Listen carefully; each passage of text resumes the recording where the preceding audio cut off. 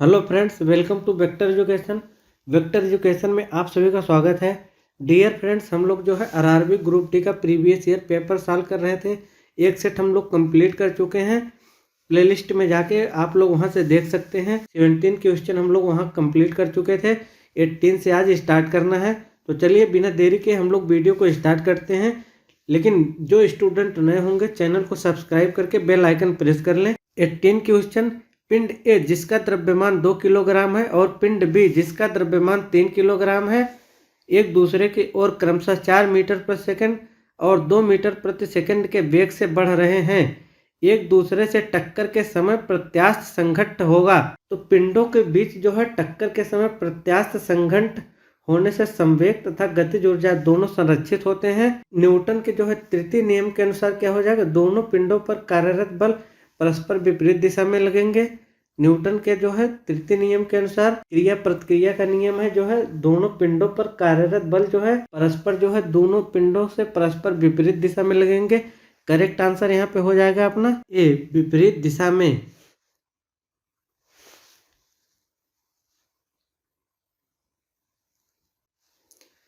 Next, dash एक ऐसा कारक है जो किसी निकाय को गतिमान अवस्था में लाता है या लाने का प्रयास करता है या रोकता है या रोकने का प्रयास करता है। ऑप्शन ए बल, ऑप्शन बी वाट, ऑप्शन सी कार्य, ऑप्शन डी जूल। तो ऐसा कौन सा कारक है जो किसी वस्तु को गतिमान अवस्था में लाता है या लाने का प्रयास करता है या रोकता है रोकने का प्रयास करता है। तो बल जो है एक ऐसा कारक है जो किसी वस्तु को गति अवस्था में लाता है या लाने का प्रयास करता है। यह बल की डिफिनेशन ही है। तो करेक्ट आंसर यहाँ से क्या हो जाएगा, ए बल। आगे हमारा है भूतल से 6 मीटर ऊपर स्थित, भूतल से 6 मीटर स्थित 10 किलोग्राम द्रव्यमान की वस्तु में निहित ऊर्जा होगी। तो भूतल से 6 मीटर ऊपर जो है स्थित जो है 10 किलोग्राम द्रव्यमान में कितनी ऊर्जा निहित होगी। U बराबर mgh, U बराबर mgh। और जी का मान यहाँ पे 9.8 लेना है। जी का मान यहाँ पे 9.8 लेना है, क्वेश्चन में मेंशन कर रखा है। यम कितना है 10 और जी का मान 9.8 लेना है, क्वेश्चन में मेंशन है। एच का मान जो है 6 मीटर ऊपर, तो इसको हम लोग मल्टीप्लाई कर लेंगे 98 इंटू 6। 10 से यहाँ पे दशमलव हट जाएगा। 98 इंटू 6, 6 8 जा 48, तो आ जाएगा 588 जूल। 588 जूल। तो भूतल से 6 मीटर ऊपर स्थित 10 किलोग्राम द्रव्यमान की वस्तु में निहित ऊर्जा जो है 588 जूल होगी। करेक्ट आंसर अपना हो जाएगा ए, 588 जूल। अब आगे बढ़ते हैं हम लोग।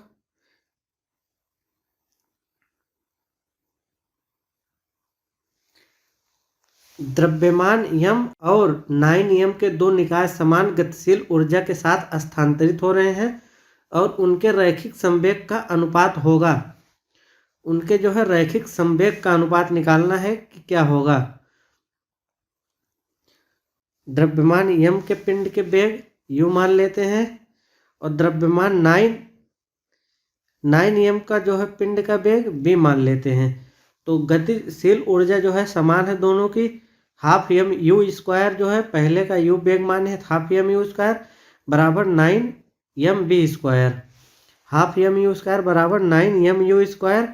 यू स्क्वायर बराबर यहाँ से u square half half cancel हो जाएगा, एम भी कैंसिल हो जाएगा। यू स्क्वायर बराबर जो है 9b स्क्वायर, यू बराबर 3b यहाँ से हो जाएगा, यू बराबर 3b हो जाएगा। अब द्रव्यमान की गतिज ऊर्जा बराबर 9m द्रव्यमान की गतिज ऊर्जा। अतः द्रव्यमान में अब जो है पिंड के वेग संवेग क्या हो जाएगा, P1 बराबर यम यू। संवेग प्रथम का जो है यम द्रव्यमान है, वेग यू मान है, तो संवेग क्या हो जाएगा, यम इंटू यू हो जाएगा। संवेग क्या हो जाएगा, यम इंटू यू हो जाएगा। 9m द्रव्यमान के पिंड का संवेग 9m इंटू बी हो जाएगा। संवेग क्या होता है, मास इंटू वेलोसिटी। तो 9m जो है दूसरे पिंड का संवेग द्रव्यमान 9m है और वेग v है, तो संवेग क्या हो जाएगा 9m इंटू बी। अब दोनों का अनुपात हमें निकालना है P1 बाई P2 का। तो यम से यम कैंसिल हो जाएगा। यू बराबर 3b, अभी हमने यहाँ पे यू बराबर 3b देखा था, यू बराबर 3b यहाँ पे पुट कर देंगे यम इंटू 3b और 9m इंटू बी। यम से यम हमने कैंसिल कर दिया है, बी से बी कैंसिल हो गया, 3 3 जा 9, 1/3 हो जाएगा। तो P1 समवेग का अनुपात क्या हो जाएगा, P1 अनुपाते P2 बराबर क्या हो जाएगा, 1/3 हो जाएगा। रैखिक समवेग का, इसको आप लोग ध्यान देंगे, रैखिक समवेग का अनुपात पूछा है तो क्या हो जाएगा आंसर 1/3। 1/3 किस ऑप्शन में है, फर्स्ट ऑप्शन में है 1/3। करेक्ट आंसर ए हो जाएगा 1/3। नेक्स्ट हम लोग आगे बढ़ते हैं। नेक्स्ट क्वेश्चन, मशीन द्वारा निरंतर विद्युत प्रदान किए जाने पर एक वस्तु सीधी रेखा में आगे बढ़ती है। वस्तु द्वारा समय t में पार की गई दूरी डैश के अनुपातिक होगी। तो ये क्वेश्चन जो है आप लोग सीधे याद रखिएगा, इसका आंसर क्या होगा, यस जो है डायरेक्टली प्रोपोर्शनल किसके होगा, t की पावर 3/2 के होगा। इसमें जो लोग इंटर मैथ से पास किए होंगे वो लोग इसका डेरिवेशन आसानी से समझ सकते हैं, क्योंकि इसमें डिफरेंशिएशन और इंटीग्रेशन दोनों किया गया है। और जिनका जो है मैथ से नहीं होगा इंटर, तो वे लोग इसको आसानी से नहीं समझ सकते हैं, फिर भी हम बताने की कोशिश कर रहे हैं, आप लोग आसानी से समझिएगा। चलिए हम इसका डेरिवेशन बता देते हैं, लेकिन इसको आप लोग सीधा सीधा याद रखिएगा। यस डायरेक्टली प्रोपोर्शनल किसके होगा, t की पावर 3/2 से। करेक्ट आंसर यहाँ पे क्या हो जाएगा, सी हो जाएगा, t की पावर 3/2। तो इसका डेरिवेशन हम लोग देख लेते हैं, आप लोग समझने की कोशिश करिएगा। माना मशीन द्वारा दी गई शक्ति क्या है, P है। माना मशीन द्वारा दी गई शक्ति P है और वस्तु की चाल B और द्रव्यमान m मान लेते हैं तथा बल बराबर F। तो हमें पता है P बराबर V इंटू F होता है।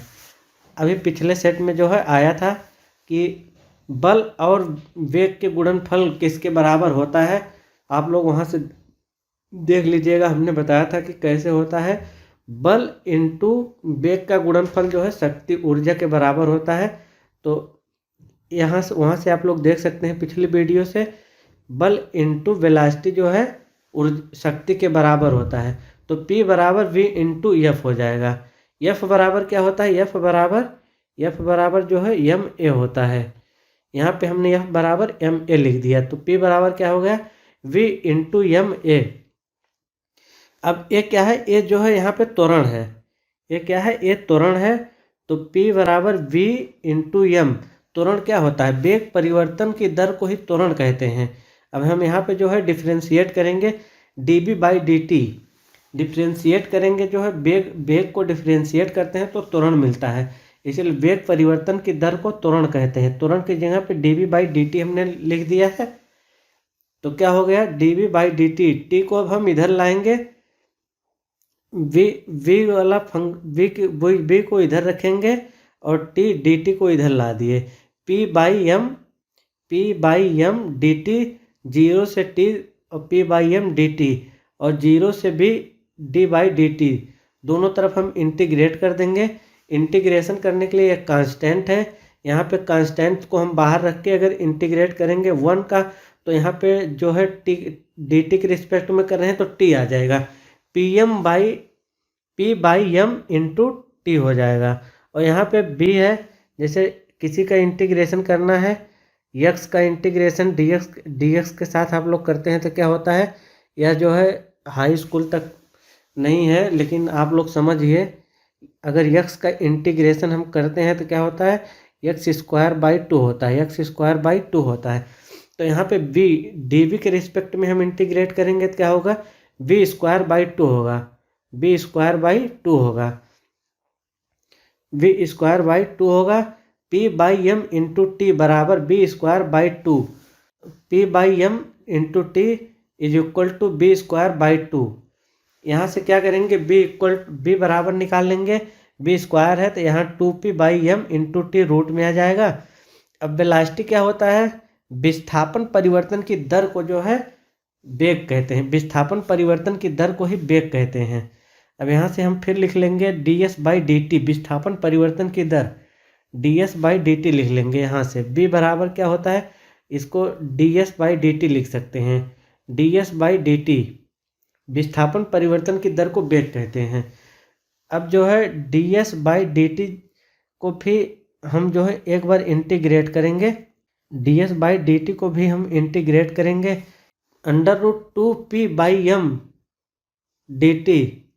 तो यहाँ से t निकल जाएगा और यहाँ से इधर जो है ds को भी इंटीग्रेट करेंगे तो यस आ जाएगा। कांस्टेंट है तो 2p/m, ये तो एक कांस्टेंट है, √2p/m, √2p/m जो है कांस्टेंट है। t को जो है t को करेंगे तो क्या हो जाएगा, अब यहाँ पे आप लोग देखिए, अगर √x को हम इंटीग्रेट करते हैं, √x को इंटीग्रेट करेंगे तो 1 पावर वाले का इंटीग्रेट, जैसे x पावर n होता है, इसका इंटीग्रेशन होता है x की पावर n+1 अपान x+1 n+1 होता है। तो x x को हम लिख सकते हैं क्या, x की पावर 1/2 लिख सकते हैं, x की पावर 1/2। अब 1/2 में इसका इंटीग्रेशन जब करेंगे तो 1/2 प्लस आ जाएगा, 1/2 प्लस 3/2 आ जाएगा। 3/2 से डिवाइड करेंगे तो 2/3 हो जाएगा, 2/3 हो जाएगा। x की पावर 2/3/2 आ जाएगा। यहाँ पे x की जगह पे t दिया है, तो t के रिस्पेक्ट में डिफरेंस करेंगे तो क्या हो जाएगा, t इंटू, यहाँ डिवाइड किए थे 3/2 से, तो यहाँ पे आ जाए 2/3, t की पावर 3/2 डिफ्रेंशिएट करेंगे। देखिए यहाँ से आ गया t की 2/3 √2p/m, एक कांस्टेंट था वैसे को वैसे उतार लिए थे कांस्टेंट को, और t की पावर 3/2। तो यह किसके प्रोपोर्शनल हो गया, ये तो सब कांस्टेंट हो गया, इतना तो कांस्टेंट हो गया। यस जो है, यस यहाँ पे डायरेक्टली प्रोपोर्शनल हो गया t की पावर 3/2 के, यस किसके डायरेक्टली प्रोपोर्शनल हो गया 3/2 के। इसको आप लोग डायरेक्ट याद रखिएगा, यस डायरेक्टली प्रोपोर्शनल 3/2 के है।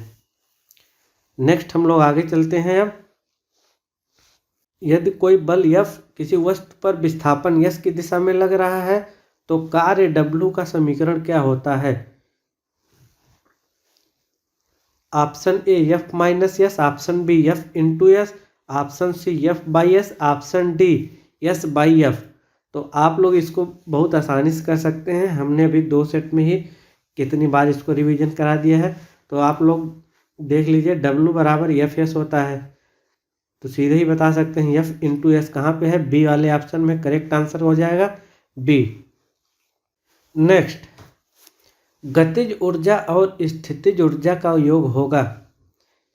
यह क्वेश्चन जो है हम पिछले सेट में ही 2 बार आया था, हम बताए थे, इसको फार्मूले को याद रखना। यांत्रिक ऊर्जा बराबर गतिज ऊर्जा प्लस स्थितिज ऊर्जा। यांत्रिक ऊर्जा बराबर क्या बताया था, यांत्रिक ऊर्जा बराबर गतिज ऊर्जा प्लस स्थितिज ऊर्जा। यांत्रिक ऊर्जा बराबर गतिज ऊर्जा प्लस स्थितिज ऊर्जा बताया था, आप लोग याद रखना। तो करेक्ट आंसर हो जाएगा डी, यांत्रिक ऊर्जा। इसको घुमा के पूछ देता है, यांत्रिक ऊर्जा इधर ला देगा, यांत्रिक ऊर्जा माइनस गतिज ऊर्जा, ऐसा भी पूछा है, अभी आगे हो सकता है आए इस सेट में, 2018 में पूछा गया है ऐसे। नेक्स्ट क्वेश्चन, भूमि से 8 मीटर की ऊंचाई पर 20 किलोग्राम द्रव्यमान के पिंड में निहित ऊर्जा कितनी होगी। भूमि से 8 मीटर की ऊंचाई पर 20 किलोग्राम द्रव्यमान के पिंड में निहित ऊर्जा कितनी होगी। तो इसका फार्मूला क्या है, U बराबर mgh। किसी हाइट पर जो है स्थितिज ऊर्जा कितनी होगी, m की वैल्यू दिया है जो है 20 किलोग्राम, और G की वैल्यू यहाँ पे 10 दिया है क्वेश्चन में 10, और H की वैल्यू यहाँ पे क्या है, H की वैल्यू जो है, H की वैल्यू दिया है 8 मीटर। तो इसको मल्टीप्लाई कर लेंगे, 8 2 जी 1600 जूल, 1600 जूल जो है 8 मीटर की ऊंचाई पर 20 किलोग्राम द्रव्यमान के पिंड में जो है कितनी ऊर्जा होगी, 1600 जूल ऊर्जा होगी, 1600 जूल। तो आप लोग याद रखिएगा। इस पे 3-4 क्वेश्चन अपना हो गया है। इतनी प्रैक्टिस के बाद तो आप लोग आसान से बिल्कुल आराम से कर ले जाएंगे। नेक्स्ट प्रैक्टिस तो करनी पड़ेगी। देखें अभी पिछले क्वेश्चन में ऐसे ऐसे क्वेश्चन डाल दिए हैं। नेक्स्ट क्वेश्चन, निम्न में से कौन अधिक कार्य कर सकता है? एक चली हुई गोली, एक घूमता हुआ पहिया, तेजी से आता हुआ पत्थर, डी उठा हुआ हथौड़ा। तो निम्न में से कौन अधिक कार्य कर सकता है? निम्न में से अधिक कार्य जो है एक चली हुई गोली अधिक कार्य कर सकती है। इसकी गतिज ऊर्जा बहुत अधिक होती है। गतिज ऊर्जा बराबर जो है किया गया कार्य प्लस ऊष्मा होता है। जो है गोली जब चलती है इसकी जो है ऊष्मा नगण्य हो जाती है, स्पीड होती है। तो गतिज ऊर्जा बराबर किया हुआ कार्य। तो सबसे अधिक जो है कार्य एक चली हुई गोली कर सकती है। करेक्ट आंसर हो जाएगा ए, एक चली हुई गोली। नेक्स्ट, एक घर में एक महीने में 200 इकाई ऊर्जा की खपत होती है। जूल में यह ऊर्जा कितनी है? एक घर में एक महीने में 200 इकाई ऊर्जा की खपत होती है, तो जूल में यह ऊर्जा कितनी है? 1 किलोवाट आवर बराबर जूल में होता है 1 किलोवाट आवर। 1 किलोवाट आवर बराबर जूल में होता है 3.6 गुणे 10 की पावर 6 जूल।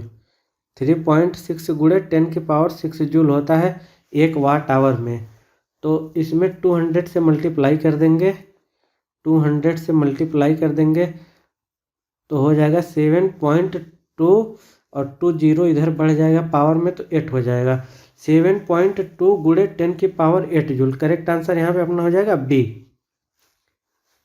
करेक्ट आंसर कितना हो जाएगा? बी। 7.2 गुणे 10 की पावर 8 जूल जो है ऊर्जा जो है 200 इकाई ऊर्जा की खपत के बराबर है। नेक्स्ट आगे चलते हैं। अभी हमने बताया था कि यांत्रिक ऊर्जा माइनस गतिज ऊर्जा। अभी बताया था यांत्रिक ऊर्जा बराबर गतिज ऊर्जा प्लस स्थितिज ऊर्जा। अब जो है गतिज ऊर्जा को इधर ला दिया, यांत्रिक ऊर्जा माइनस गतिज ऊर्जा, तो क्या बचेगा? स्थितिज ऊर्जा। करेक्ट आंसर हो जाएगा ए, स्थितिज ऊर्जा। नेक्स्ट, यम द्रव्यमान की कोई वस्तु जो ए त्वरण से गतिशील है उस पर प्रयुक्त बल क्या होगा? यम द्रव्यमान की कोई वस्तु जो ए त्वरण से गतिशील है उस पर प्रयुक्त बल क्या होगा? तो F बराबर क्या होता है? यम ए होता है, सबको पता है F बराबर यम ए होता है। यम द्रव्यमान की वस्तु है, ए त्वरण लग रहा है तो उस पर प्रयुक्त बल क्या होगा? यम इंटू ए। करेक्ट आंसर हो जाएगा बी, यम ए। नेक्स्ट आगे चलते हैं। उस बल का नाम बताएं जिसके परिणाम स्वरूप दो परस्पर प्रभावी वस्तुओं के बीच प्रत्यक्ष भौतिक संपर्क होता है। तो प्रत्यक्ष भौतिक संपर्क, यहाँ पे संपर्क बल खुद ही संपर्क होता है दे दिया है, तो करेक्ट आंसर ए हो जाएगा संपर्क बल। संपर्क बल के अधीन जो है घर्षण बल, यांत्रिक बल, पेशी बल ये सब आते हैं। तो उस बल का नाम बताना है, तो वह कौन सा बल है? संपर्क बल है। नेक्स्ट आगे हम लोग बढ़ते हैं। नेक्स्ट क्वेश्चन, निम्न में से किस राशि की इकाइयाँ समान होती हैं?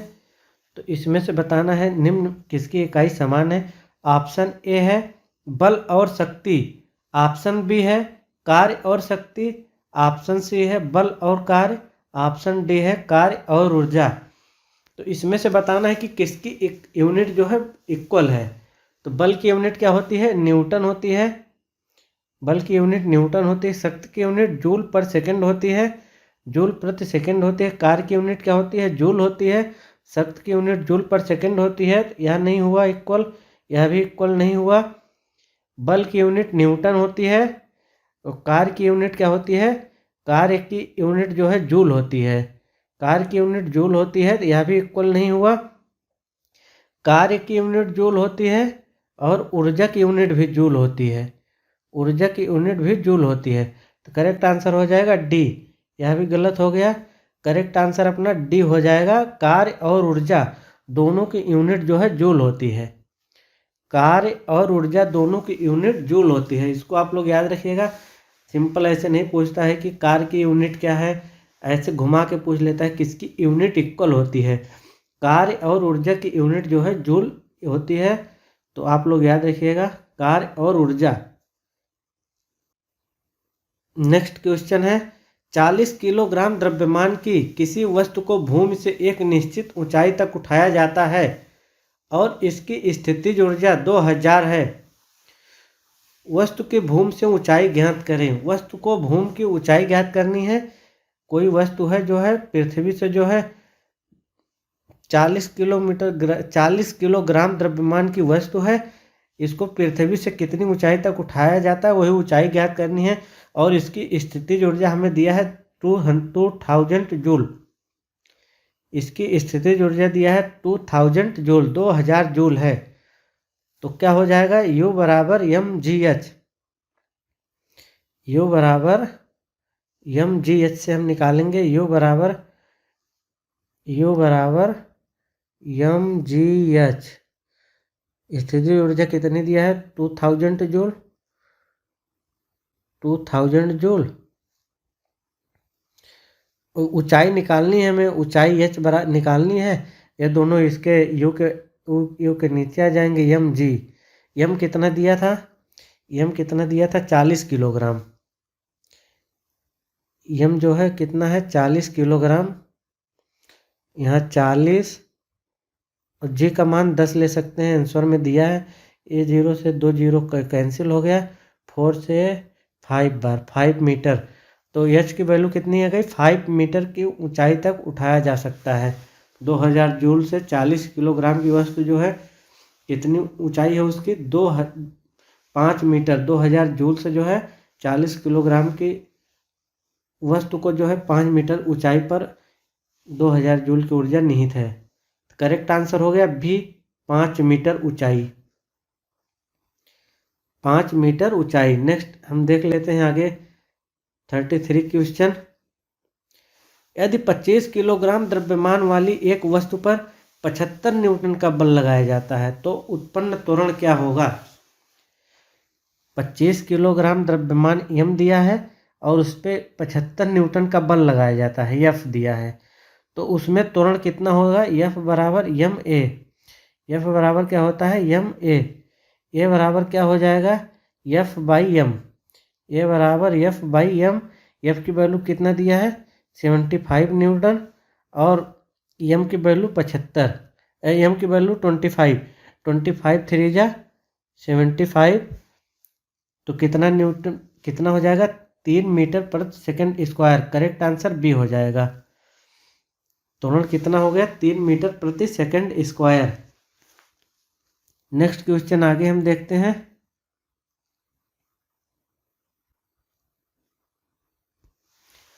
किसी निकाय को एक समान वृत्तीय गति से चलाने में लगने वाले आवश्यक नियत बल को डैश कहा जाता है। ए यांत्रिक बल, बी अभिकेंद्रीय बल, सी गुरुत्वाकर्षण बल, डी अपकेंद्री बल। तो एक समान वृत्तीय गति से चलने में लगने वाले आवश्यक नियत बल को जो है क्या कहा जाता है, यहाँ पे जो है करेक्ट आंसर क्या हो जाएगा बी। तो करेक्ट आंसर हो जाएगा बी अभिकेंद्री बल। नेक्स्ट 1 किलोवाट इसको बराबर है, यहाँ पे बताना 1 किलोवाट किसके बराबर है, 10 जूल पर सेकंड के। बी ऑप्शन है 10,000 जूल प्रति सेकंड के। सी ऑप्शन है 100 जूल प्रति सेकंड के। डी ऑप्शन है 1000 जूल प्रति सेकंड के। 1 वाट बराबर 1 जूल प्रति सेकंड होता है। 1 वाट बराबर जो है 1 जूल प्रति सेकंड होता है। 1 जूल प्रति सेकंड होता है। 1 वाट बराबर 1 जूल प्रति सेकंड होता है। तो 1 किलो वाट बराबर 1000 वाट हो जाएगा। 1000 और वाट हो जाएगा वाट का जूल प्रति सेकंड, जूल प्रति सेकंड। तो करेक्ट आंसर क्या हो जाएगा 1000 जूल प्रति सेकंड। करेक्ट आंसर डी हो जाएगा। नेक्स्ट हम लोग आगे चलते हैं। एक घर में एक माह में 300 इकाई ऊर्जा की खपत हुई, जूल में यह ऊर्जा कितनी है। ऑप्शन ए 1.080 गुणे 10 की पावर 8, ऑप्शन बी 10.080 गुणे 10 की पावर 8, ऑप्शन सी 1080 गुणे 10 की पावर 9, ऑप्शन डी 1.080 गुणे 10 की पावर 9। तो अभी हमने बताया था 1 किलोवाट आवर बराबर क्या होता है। 1 किलोवाट आवर बराबर जो होता है 3.6 गुणे 10 की पावर 6 जूल होता है। और एक यूनिट बराबर 1 किलोवाट पर आवर होता है। तो 300 यूनिट बराबर क्या हो जाएगा, 300 गुणे 300 इंटू जो है 3.6 इंटू 10 की पावर 6 हो जाएगा।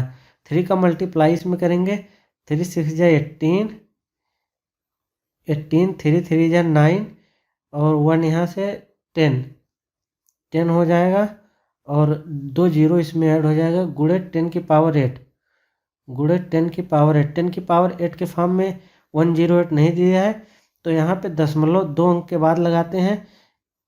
0.2 अंक 9 में दिया है तो 10 में नहीं दिया है, तो यहाँ पे हम 0.1 अंक के बाद लगाएंगे। 10.8 गुणे 10 की पावर 9, 10.8 गुणे